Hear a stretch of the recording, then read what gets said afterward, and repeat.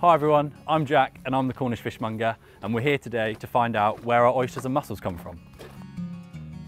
One of the things that we love about here is we're sort of 30 minutes. North coast of Cornwall.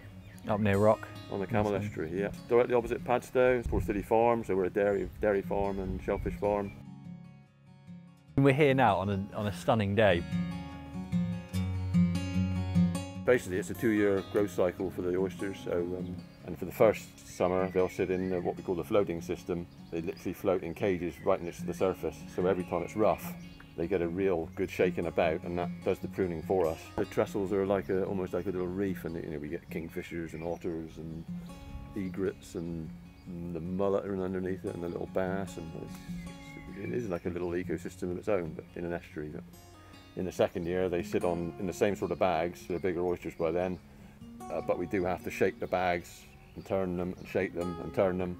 At the end of the second summer, we'll take them all in on the tractor and trailers up into the shed for grading, pressure wash off any mud which is left on them, and it's a legal requirement for them to be depurated, which means being put in a tank of salt water which travels through an ultraviolet light. The ultraviolet light kills any E. coli, coliforms that there might be in the water, so you're purging the shellfish of E. coli and coliforms to make them safe to eat. And they're in there for 2 days.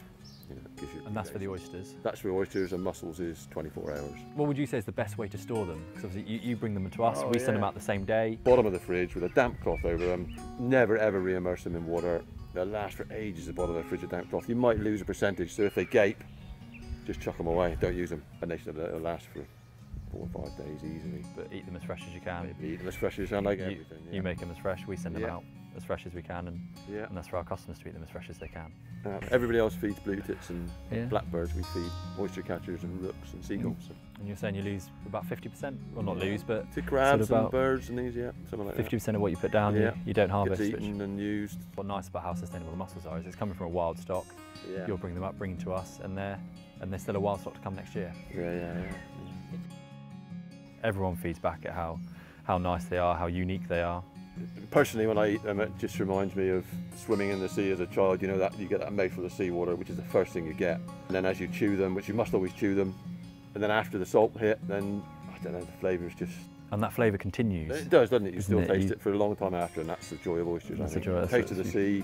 What's your ideal pairings? Well, I think Guinness and oysters is pretty well known. I mean, but I think anything dry. Champagne is your standard really dry one. Champagne or dry white wine. Just try one and see. My name's Tim Marshall, Porthilly Shellfish, Porthilly Farm, Rock in Cornwall.